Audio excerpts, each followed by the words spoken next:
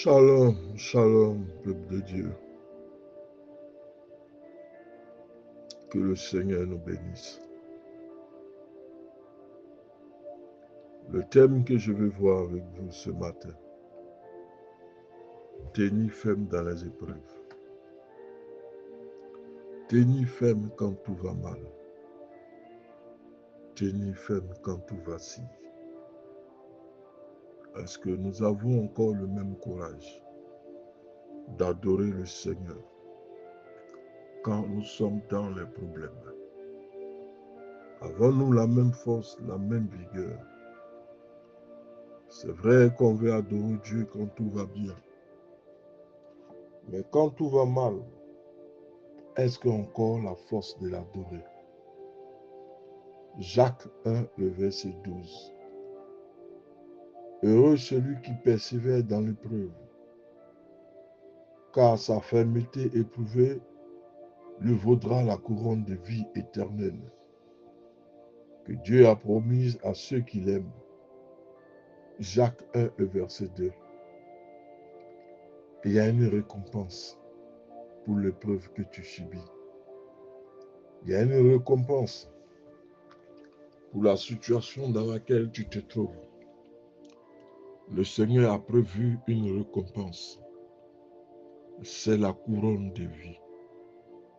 Et il y a plusieurs couronnes qui vont récompenser ceux qui vont tenir dans les épreuves. L'Éternel nous demande dans le livre de Jacques de tenir ferme dans l'épreuve. Il y a une couronne qui nous est réservée, la couronne de vie éternelle. L'épreuve que tu connais est en train de te réserver une couronne. Mais tu dois persévérer dans l'épreuve. C'est celui qui persévérera jusqu'au bout. C'est à celui-là que l'Éternel remettra la couronne de vie. Job est au désespoir, au comble même du désespoir. Et sa vie entière a été bouleversée. Maladie, pauvreté, les enfants qui sont morts, la femme qui est partie. Sa vie a connu un chamboulement. Il a perdu ses richesses. Tout ce qu'il aimait. Dans une série de catastrophes soudaines, Job a tout perdu. Il a même été atteint dans sa santé. Parce que la Bible nous dit qu'il était couvert d'ulcères, de plaies. En tout cas, Job a été touché à tout niveau de la société, à tout niveau de son être. Il a été touché. N'est-ce pas injuste? Lui qui n'a rien fait pour se retrouver dans une situation désastreuse. Job est profondément abattu parce qu'il n'arrive pas à saisir le sens de ses épreuves. Job ne sait pas pourquoi il se retrouve dans une telle épreuve. Qu'est-ce qu'il a posé comme acte pour se retrouver dans une telle épreuve? Mais la Bible nous dit aussi, heureux les justes qui seront persécutés pour n'avoir rien commis de faute, d'injustice, de choses dégradantes, de meurtre, mais qui sont dans les épreuves de façon injuste. La couronne de vie nous est réservée. Job est profondément abattu parce qu'il n'arrive pas à saisir le sens de ses épreuves. Et pourtant, du fond de sa perplexité, de son désespoir, il fait l'une des plus belles professions de foi qui est relatée dans l'Ancien Testament.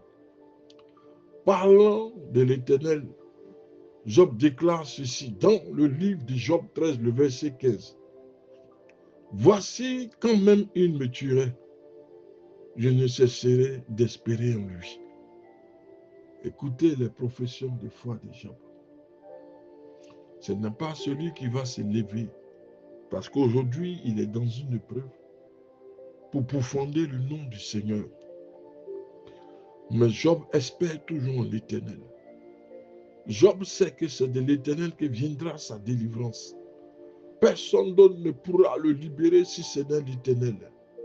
Plus loin, au niveau du chapitre 19 de ce livre, Job exprime en toute transparence son angoisse et sa souffrance. Il dit ceci: sachez alors que c'est Dieu qui me poursuit.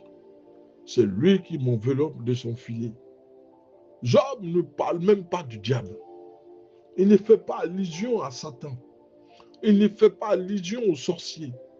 Il dit c'est Dieu qui me poursuit. C'est Dieu qui me châtie. C'est Dieu qui m'enveloppe de son filet.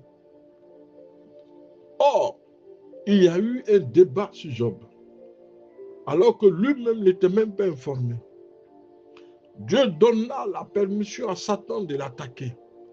C'est pourquoi dans l'épreuve qu'il est en train de subir, de traverser, il ne fait même pas allusion à Satan.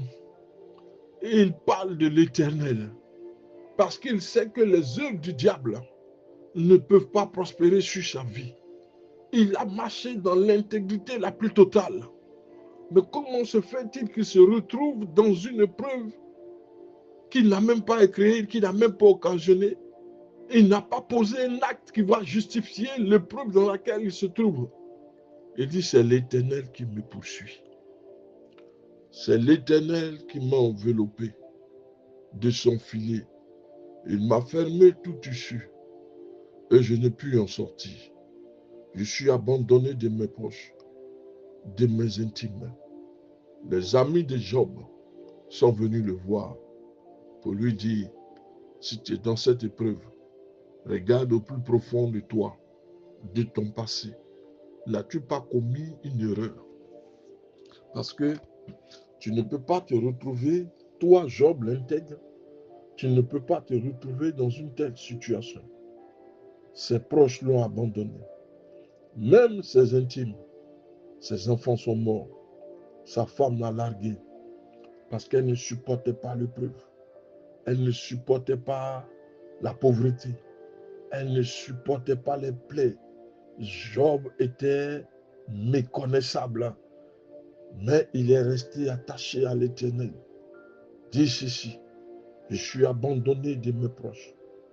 Même mes intimes m'ont abandonné.